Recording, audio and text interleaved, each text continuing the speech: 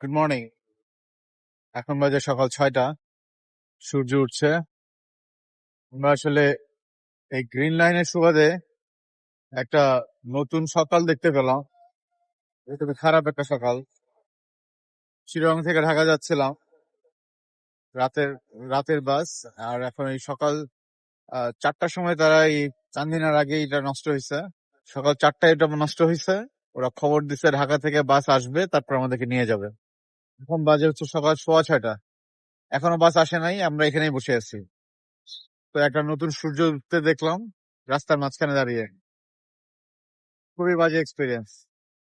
এই সকাল 4টার সময় চারিদিকে অন্ধকার, এর ভিতরে তারা দরজা একটা খোলা রাখছে এবং এসিও চালায় নাই। এই অন্ধকারের ভিতরে যদি একটা ডাকাত আক্রমণের মধ্যে আমরা পড়তাম, তাহলে কি অবস্থা হতো? এটার রেসপন্সিবিলিটি কে নিত? তারা ঢাকা থেকে বাস আনাইছে, এখন সেই বাসে করে আমরা ঢাকা ব্যাক করব। এই 2.5 ঘন্টা আমরা এখানে এক জায়গায় বসেছিলাম।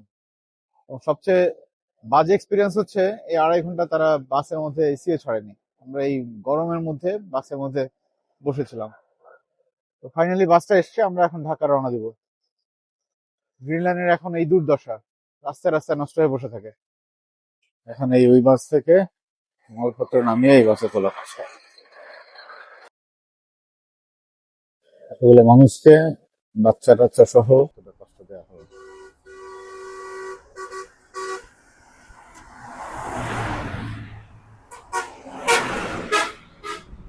বাজে একটা এক্সপিরিয়েন্স।